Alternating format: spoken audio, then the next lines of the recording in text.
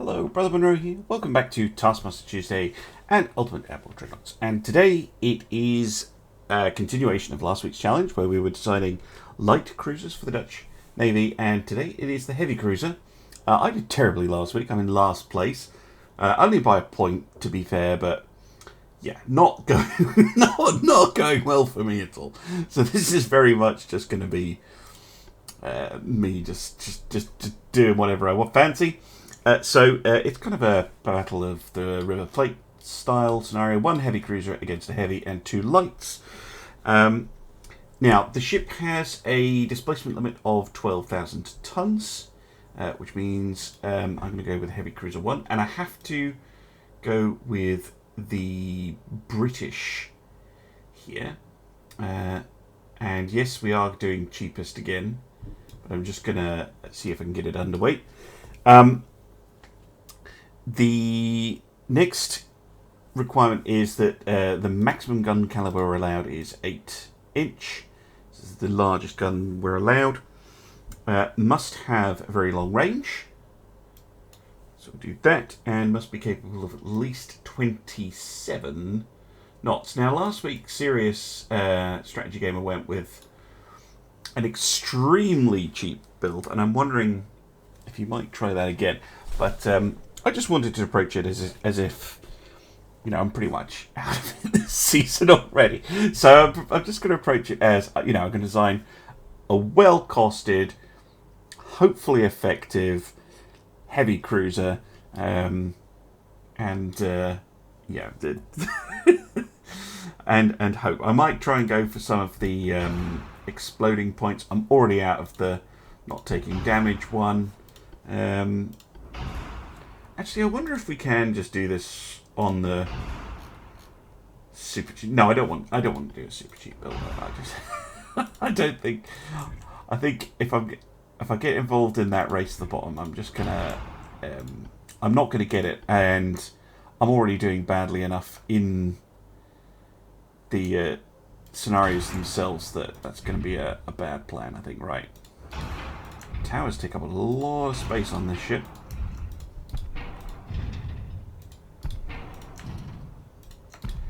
There we go. Now then, 27 knots is the minimum speed. Apologies if you just heard a thump. My children are upstairs, and despite the fact that they are quite small, they do manage to make a hell of a racket. I have 39 smoke. Let's go for 2 large wide funnels. That gives me 84.6% engine efficiency if I go for this. So an induced, and we can get it up to 30 knots. There we go. Very respectable. And main guns, I think I'm going to go 4 8-inch guns. I'm just going to go for big guns. And we're going to go for ammo detonations and the like. Because that's probably my only hope at this point. Now then, one of the requirements, one of the things we can, well, not one of the requirements, sorry.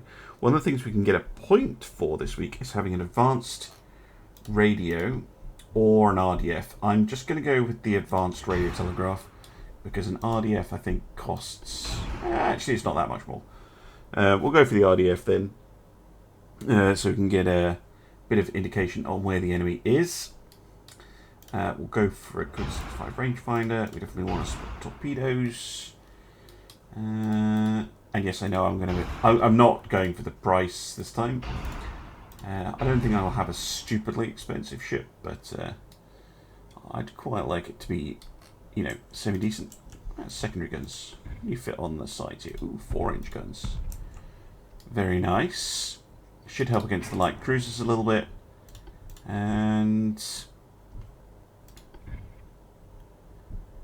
some 2-inch guns. There we go. Torpedoes could be a good option. for dealing with the enemy heavy cruiser. There's a pretty good spot for them right here. Why not? They're not strictly speaking required, but they could prove useful. So we'll bring some. Let's get the rest of the ship built out. I'm not going to bother with this stuff. I think that's probably excessive. We're going to rely on dodging. I'm going to go troop out a super heavy in the hopes of getting some detonations and things. Torpedoes, let's go for big and fast, just in case I get a good shot off. 94%. I could go many bulkheads, but I think standard will actually be fine, and we're just going to stack armour. So, purely out of interest, what can these things go through? 24 inches of belt. So if I go for a 12-12, it should make it completely immune to, well, my own guns anyway. And we're talking about deck pen of about an inch, so this is already more than enough. But you never know, they might have... actually, yeah, we could probably shave that down to 2 inches everywhere. Is that cheaper? No, what did it go through? 2.1. It could go all the way down to 1, actually, on the deck. It'd probably still be pretty protected. It saves me a lot of weight. Turret top. Let's just keep the turret tops well armoured. 12 on the tower. Say 4 on the secondaries. Yeah, that'll do. And I've got a little bit of weight spare. Enough for many bulkheads? Yeah, enough for many bulkheads. Very nice. And then I'm just going to reduce the displacement just a little bit, just to save a little bit of cash. But there we go. I think compared to the light cruiser, my light cruiser was about 18 million. So for this to be 25.2, I think that would match. Obviously, I've got a 4 weight offset that I need to deal with, but I think that's a pretty decent heavy cruiser for the money. I'm sure Series has probably got something that costs about 20p, and it's going to be better than mine. Oh, now I've got an half weight offset. Of course, I bloody do. Right.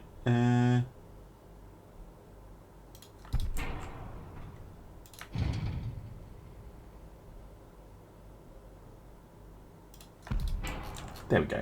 That'll do, I think. Bring that one in just a tad. There we go. Move that one forward a little bit. There we go. The Argyle, why not? It's definitely not going to win the cheapest. Unless, of course, someone goes super cheap and, the guys go cheap and it doesn't work for them. But this is what I'm going to go with. Let's go. So, rest of the points, very similar to last week. So there's a point for sinking the enemy heavy cruiser. There's a point for sinking everything. A point for not taking any critical damage. And the cheapest ship point. But we do have the overall season points. I'm not getting cheapskate, no way. I might get undefeated. I'm not going to get inviolate. But I might... We're still on for untouchable, but I'm going to try and go for spectacular points. So we're going to go and try for some explosions today. Enemy spotted to the north. Good stuff. Let's go. I think it's a decent looking ship. 8-inch guns is pretty standard for a heavy cruiser of the time.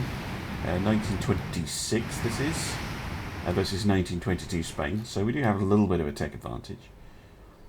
It's got everything you would want. It's got a couple torpedo tubes, it's got secondaries, fast, and it's well armoured. Very well armoured, actually. I think that 12-inch armour will prove to be more than enough. And that's a pretty good design. That's not bad AI. We've got 4 triple guns and 2 quad torpedo launchers midships. How big are they? 9s. Oh my. Could be interesting. What kind of shells they're using.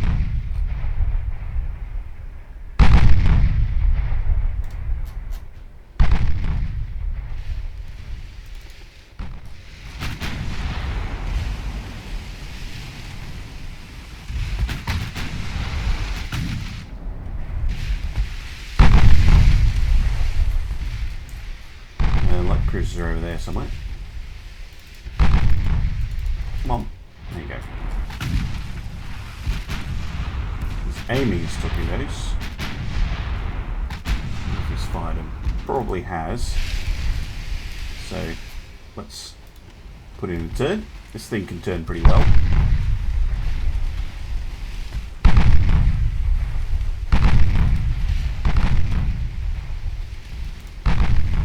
Got a hit with a 4-inch gun on the light cruiser. It's not bad. We'll kite away from them a little bit.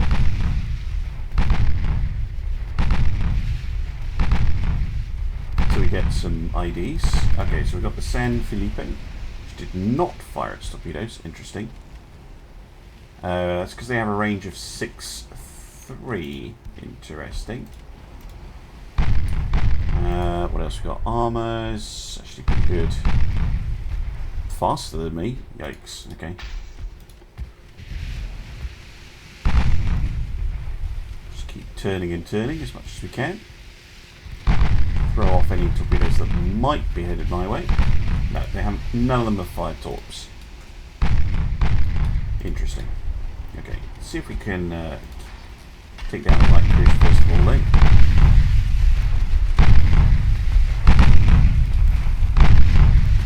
We're not suffering the target lock bug.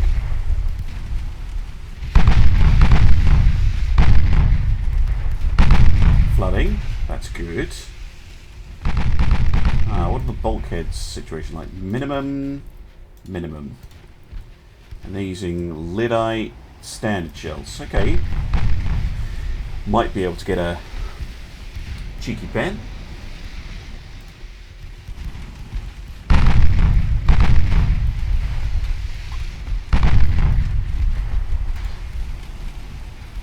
They just fired torpedoes, and so did they.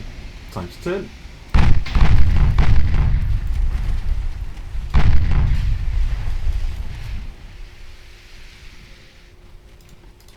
I think that's those ones avoided. We might get some cheeky ones coming out from the Covadonga, but they've all fired all of their torps, so we're free to close in a little bit. Reacquire the target. Now the AI does have a tendency to magically reload torpedoes extremely quickly and do things like that where it turns around and fires the other side, which is kind of irritating, especially when you then get a target lock bug.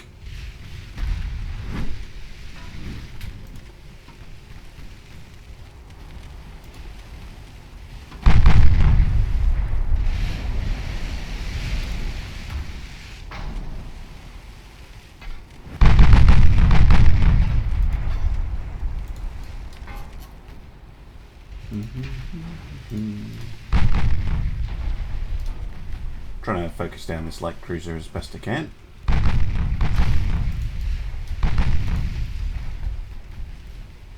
Come on, stop locking like that. I know the dev said they fixed that in 86, but it still happens far too much, in my opinion. I mean, I know why it occurs, I just don't think the guns reacquire the way they should.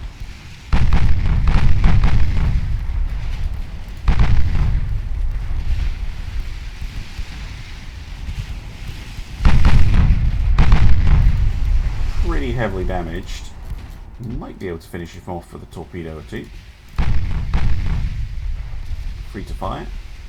Because it doesn't look like he's going down otherwise. There you go. It's off. So I'm going to need to remember I fired the port side torpedoes. Right, let's get a turn around.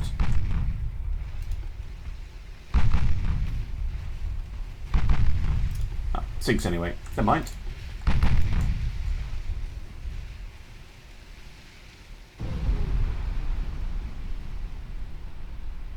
Good stuff.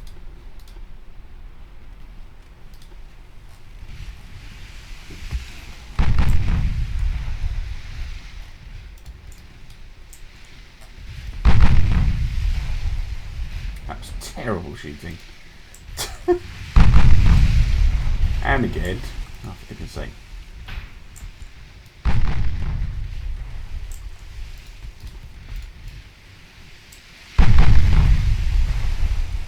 Good hit.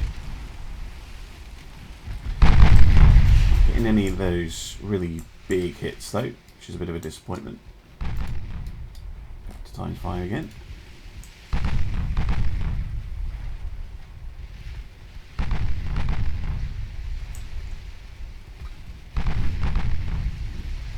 A couple of flooding hits, that is the good stuff.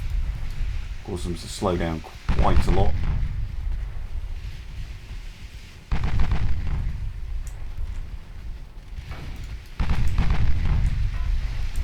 Come on.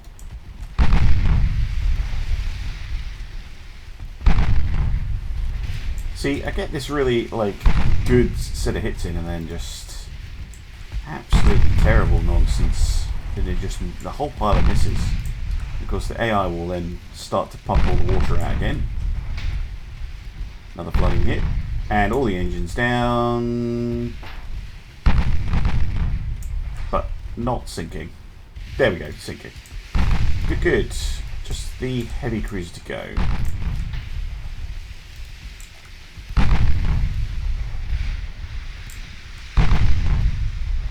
Now then, he's pretty much got his torps loaded. Just going to slow down a smidge. Keep an eye on him with that. Ooh, fired. Fired.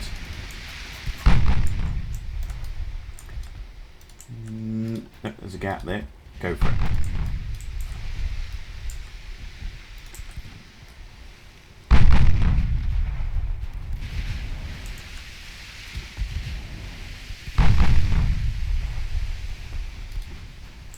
Beautiful. He's got an absolute ton of torpedoes though. And he's loaded on the other side. And yeah, magic reloading that the AI can pull off. Going to be a tricky customer. So I can get some actual damage in.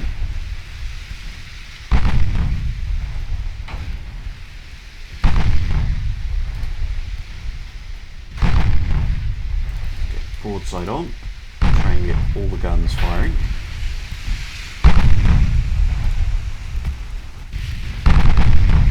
And immediately I get a target lock bug.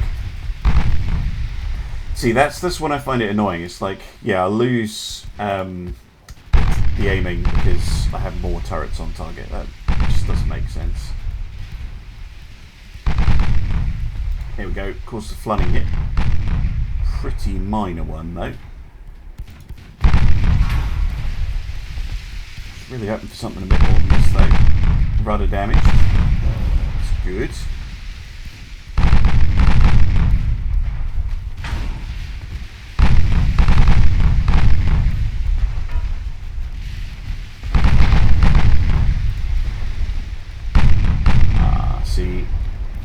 Quite a lot of flooding.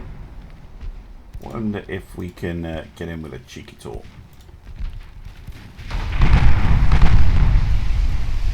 More flooding, torpedoes away. It's definitely going to cause them to manoeuvre.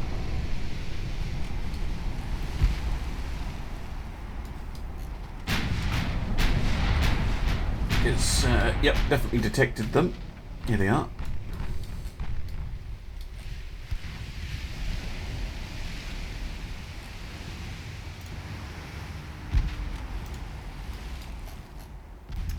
is going to avoid just fine. We did at least get a couple hits in for our efforts.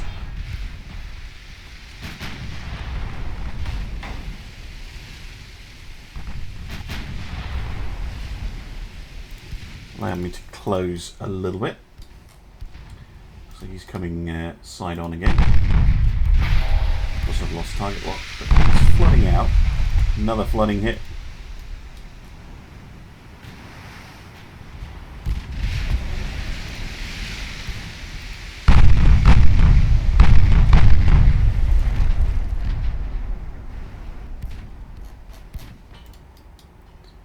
Come on, San Felipe. Can you explode for me, please? No, you're just going to sink.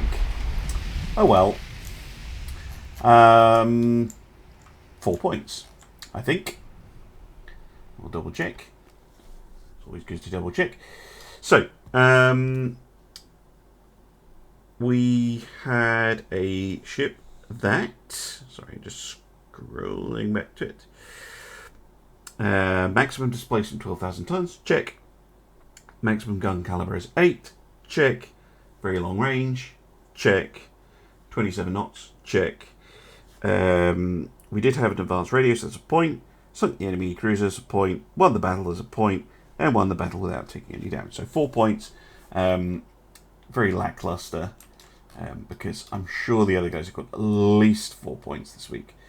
And I'm definitely not going to get cheapest with a $25.2 million ship. But a fun ship to design nonetheless, and I think quite an effective ship, even if it is not the winner this week. I certainly enjoyed the build, and that was a good fight as well. Anyway, thank you very much for watching. Make sure you check out all the other content creators, Stealth17, The Serious Strategy Gamer, and Spartan Elite 43. And I will see you again very soon for some more Ultimate Admiral Dreadnoughts. Bye-bye.